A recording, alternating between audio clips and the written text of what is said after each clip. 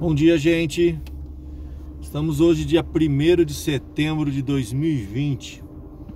Eu acabei de ler na internet e me chamou a atenção. Estamos completando 6 meses dessa pandemia, praticamente 6 meses de quarentena, variando um pouco em cada região do mundo que iniciou, mas está sendo uma data quase que oficial.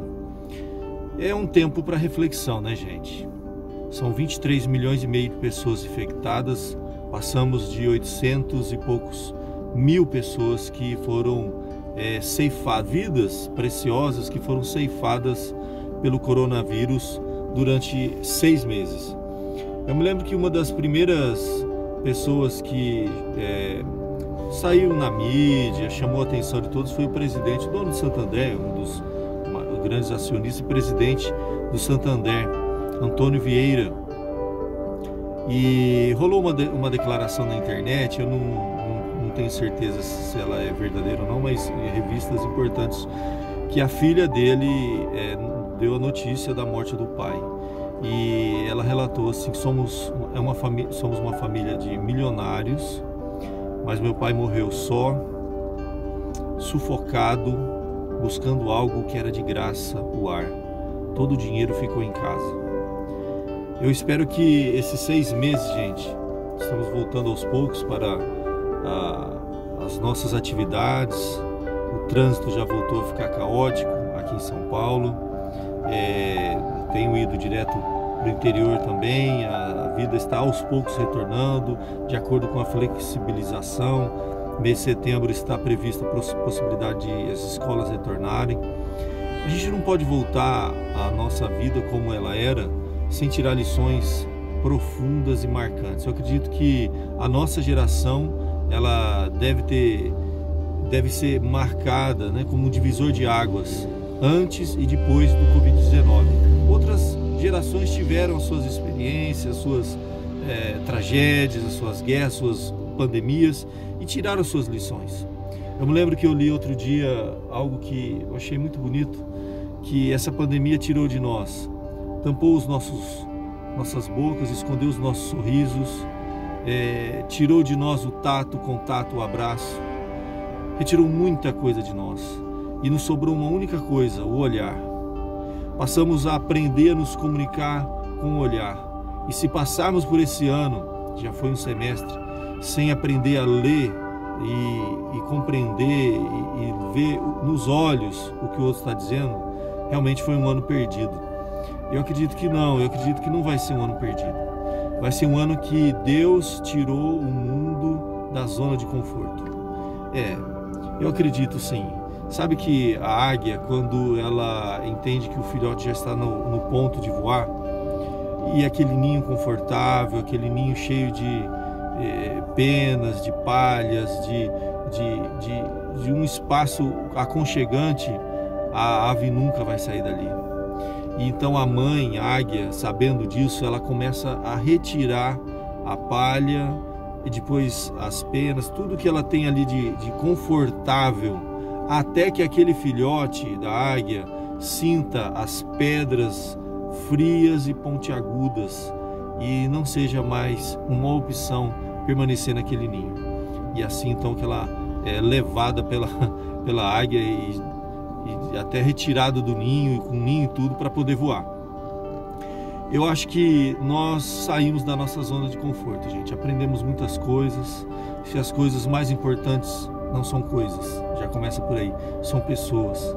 As pessoas são aquilo que nós deveríamos ter como o mais importante na nossa vida. E tudo fica, gente, tudo passa. Nós temos que tirar lições. A vida é muito breve, tudo é incerto, não há segurança. Eu me lembro que a palavra de Deus nos fala de um exemplo clássico, que é o exemplo do apóstolo Paulo, que teve um espinho na carne.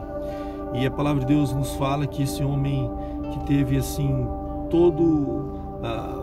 os privilégios que alguém podia ter na sua época, ele era judeu, cresceu da tribo de Benjamim. Para quem não conhece a Bíblia, a tribo de Benjamim é considerada a tribo dos guerreiros, né, do povo de Israel do passado, tanto que há salmos que diz assim que estamos atrás de Benjamim durante as guerras, era o exército que ia na frente. Apóstolo Paulo foi criado, forjado, seu caráter, sua personalidade, um espírito guerreiro, determinado. Ele nasceu em Tarso da Síria, mas cresceu em Jerusalém, aos pés do maior mestre que existia naquela época, era Gamaliel. Naquela época não tínhamos como hoje a formação de uma pessoa, não era numa academia, numa escola, numa faculdade, numa universidade. Era através de mestres e discípulos, e os mestres é que escolhiam os seus discípulos. Eles faziam uma pequena entrevista, e nessa entrevista, se eles vissem ali naquela pessoa potencial para receber o seu conhecimento, a sua experiência, para gastar do seu tempo, e era escolhido a dedo. E Paulo de Tarsis foi escolhido para ser discípulo de Gamaliel. E ali então ele teve a melhor formação, era um guerreiro, um homem lutador, e ele foi chamado para servir a Deus. Mas ele, com toda a sua capacidade, com todo o seu conhecimento, com toda a sua experiência, ele ainda não estava pronto. Faltava uma coisa para ele. Deus permitiu na vida dele, depois de muitas revelações, de experiências extraordinárias, um espinho na carne. E é uma passagem na segunda carta de Paulo aos Coríntios que ele conta dessa experiência. E isso foi logo no início, porque ele fala que 14 anos atrás ele havia recebido uma revelação especial de Deus para que ele não se ensoberbecesse com a grandeza daquela revelação, que toda a grandeza do que ele havia recebido da sua vida, que era marcada por muitos privilégios e tudo mais, Deus retira tudo aquilo e coloca um espinho na carne. E o que é esse espinho na carne? É quando Deus nos tira da zona de conforto. Ali no apóstolo Paulo, o termo usado para espinho na carne é muito forte.